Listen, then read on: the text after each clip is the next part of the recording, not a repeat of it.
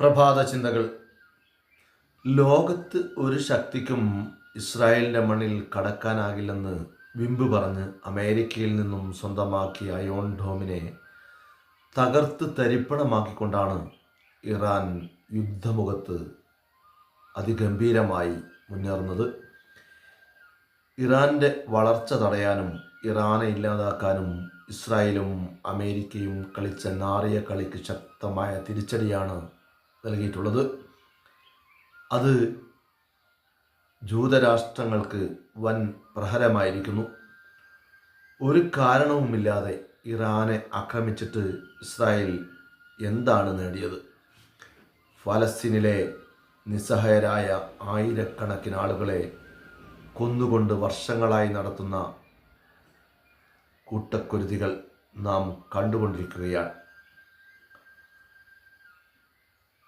ഇറാൻ്റെ തിരിച്ചടി ഭയന്ന് ഒടുവിൽ ബെഞ്ചമിൻ അടക്കം നാടുവിട്ടു എന്നാണ് നമുക്ക് കേൾക്കാൻ കഴിയുന്നത്. നാഥനില്ലാ കളരിയായി മാറുന്ന കാഴ്ച.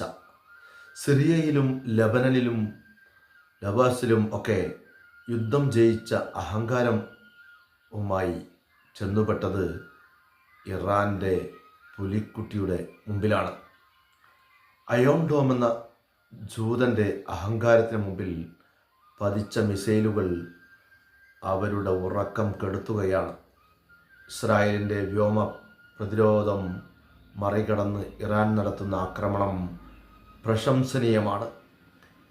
ഇറാൻ്റെ പ്രഗത്ഭരായ ധാരാളം പട്ടാള മേധാവികളെയും ആയുധ കേന്ദ്രങ്ങളെയും ആക്രമിച്ച് ലോകത്തിന് മുമ്പിൽ ആനന്ദ നൃത്തമാടുകയാണ് ഇസ്രായേൽ.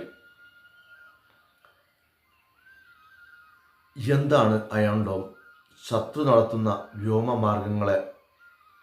മാർഗമുള്ള ഏത് ആക്രമണത്തെയും ആകാശത്ത് വെച്ച് താർക്കുന്നതിന് ഇസ്രായേലിൻ്റെ കൈവശമുള്ള അത്യാധുനിക സംവിധാനമാണ് അയോൺ ഡോം.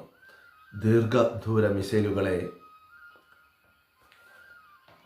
ആകാശത്ത് വെച്ച് തന്നെ തകർക്കാൻ കഴിയുന്ന അയോൺ ഡോമിനെ ഇറാൻ്റെ മിസൈലുകളെ പിടിച്ചു കെട്ടാനായില്ല എന്നാണ് ഈ പശ്ചിമേഷ്യൻ യുദ്ധം അവസാനിക്കുക.